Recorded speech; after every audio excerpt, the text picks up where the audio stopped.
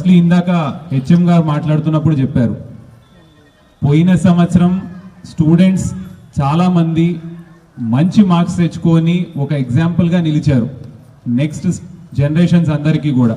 So firstly వాళ్ళందరికీ Hartley congratulations. సెకండ్గా HM గారికి కూడా కంగ్రాచులేషన్స్.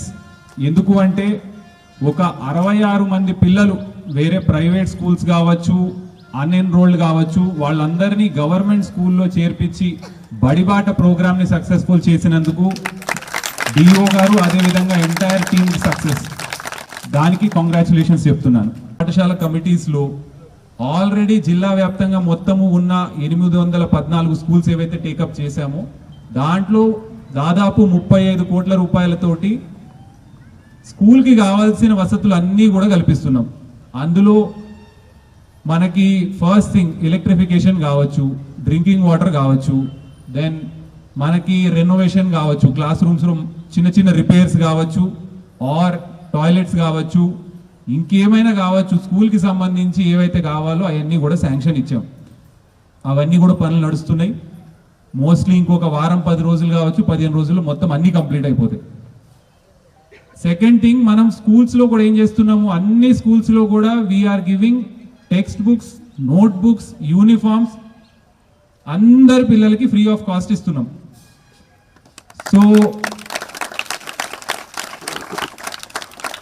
ఇవి ఎక్కడా కూడా మనకి ప్రైవేట్లో వాళ్ళు ట్యూషన్ ఫీజు నుంచి స్టార్ట్ చేసి notebooks, text books, uniforms, everything అంతా కూడా అమౌంట్ కట్టి ఎంతో హై లెవెల్ ఫీజు చెల్లిస్తే తప్పించి వాళ్ళు తీసుకోరు. సో నేనేమంటానంటే మనకి ఉన్న అవకాశము, క్వాలిఫైడ్ టీచర్స్ ఉన్నారు, కంప్లీట్గా మనకి గవర్నమెంట్ నుంచి సపోర్ట్ ఉంది. ఈ ఆపర్చునిటీని మంచిగా యూటిలైజ్ చేసుకొని ఎలా ముందుకు వెళ్ళాలి అనేదే మన దృక్పథం ఉండాలి. అంతేగాని మాకు ఇది లేదు అది లేదు అని మైండ్లో పెట్టుకోకండి. కండిషన్స్ ఎలా అయినా ఉండొచ్చు, మనం సెట్ చేసుకునే గోలే మనని ముందుకు తీసుకెళ్తుంది. లాస్ట్లీ మీ ప్రిమైసెస్ చాలా ఎక్సలెంట్గా ఉన్నాయి.